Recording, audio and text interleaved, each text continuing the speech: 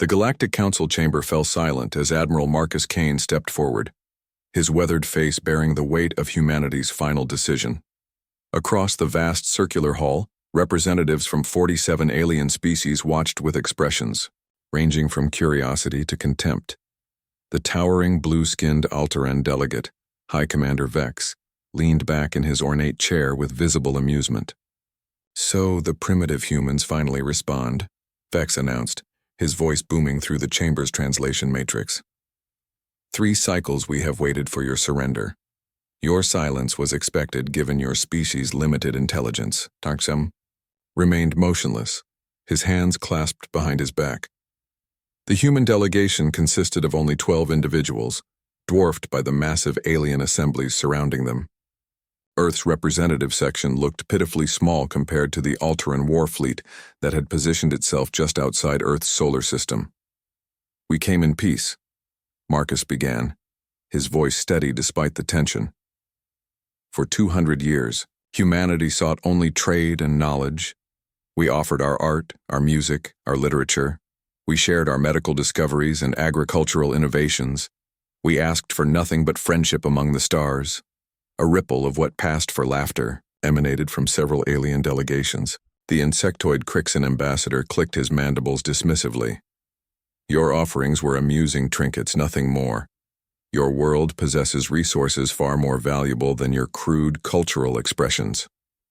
The holographic display above the chamber showed Earth's blue marble suspended in space, surrounded by the dark shapes of the Altarian blockade fleet.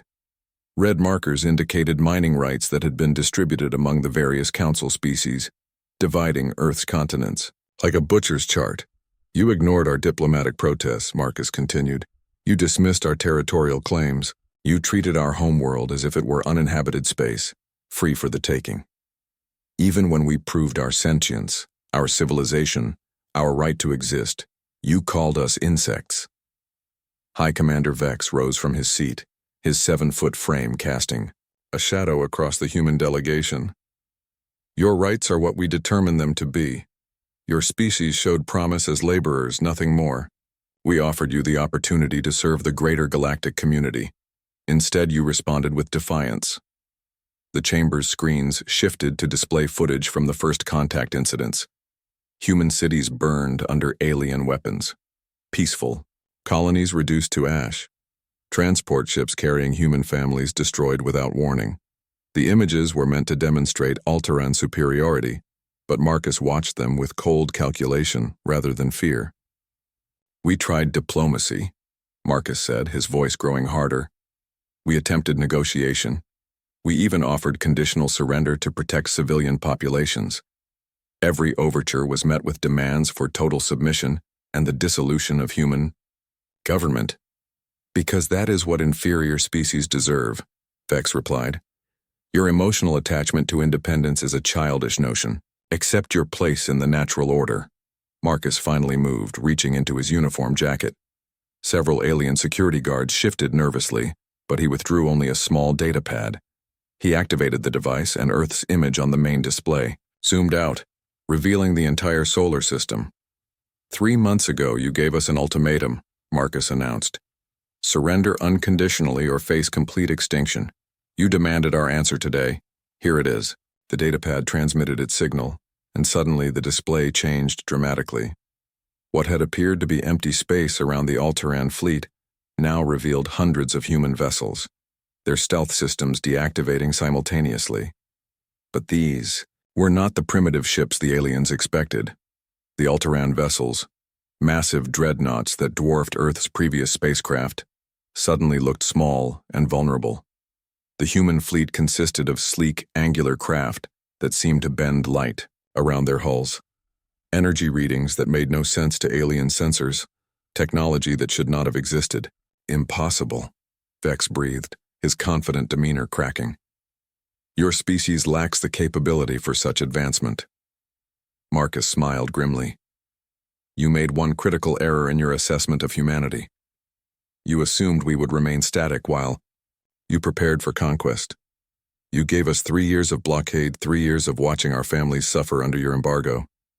You thought we would spend that time in despair.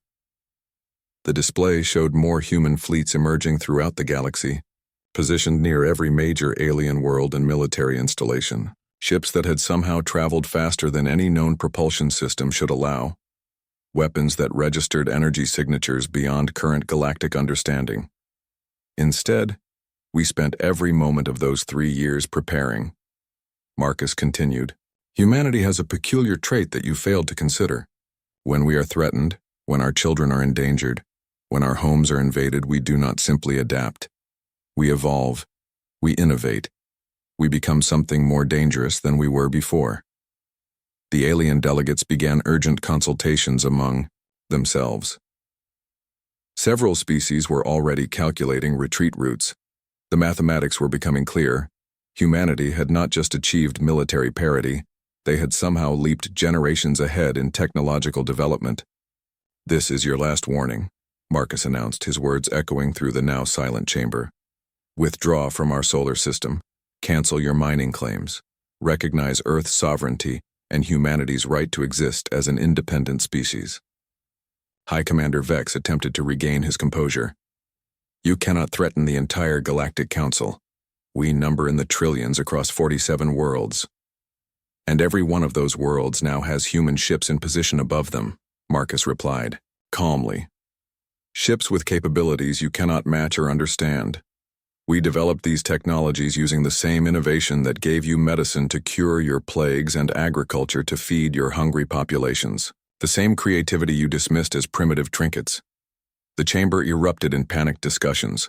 Emergency communications channels opened to home worlds. Military commanders demanded explanations for how their sensors had been fooled so completely.